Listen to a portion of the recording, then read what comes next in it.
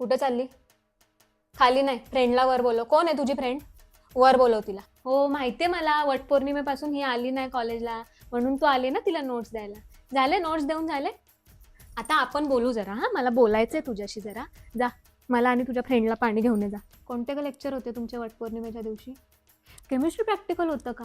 त्या दिवशी काय सूत मागवलेला, आंबे मागवलेले, तांब्या मागवलेला ना? मला त्याच्यातलं काय माहिती नाही ना. तुमच्या सरांनी सांगितलं असेल कॉलेजमध्ये चंचूपात्र संपले तर तांब्या घेऊन या. तो बाजूच्या भाभीचा पोरगा मला येऊन सांगतो, आंटी ये तो दिखी वड़ा के झाड के इधर फेऱ्या मार रही थी, आंबे रख रही थी, आप किधर थे? मैं तो आपको ढूंढ रहा था.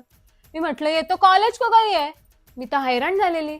अर्ध्या अर्ध्या तासाला ही बक्कर बक्कर खाणारी पोरगी त्या दिवशी चक्क डब्बा विसरून गेली. आवडती भाजी आणि कधी विसरत ना, त्या दिवशी आठवणीने विसरली.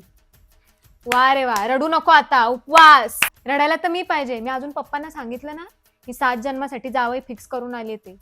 तुला तर माहितीच असेल ना कोण आहे तुझा जिजू. हा, तिची नाही तर कोणाची चूक असेल? मग तुझी चूक असेल. तूच हा अख्खा इव्हेंट मॅनेज केला असेल ना. तू तर नोट्स पण घेऊन आली. बघू जरा त्या नोट्स मध्ये काय आणलं लिहून बघू. तुला एका अटीवर मी सोडते.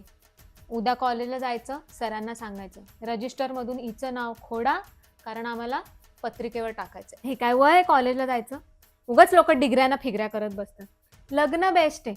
आपल्याकडे तर एवढी चांगली इव्हेंट प्लॅनर पण आहे. दे जरा, तुझ्या आईला पण फोन करते, सांगते ना त्यांना सायन्सला कशाला टाकली, हिला काढा, इव्हेंट मॅनेजमेंट एवढी चांगली करते. दे जरा फोन लावून दे.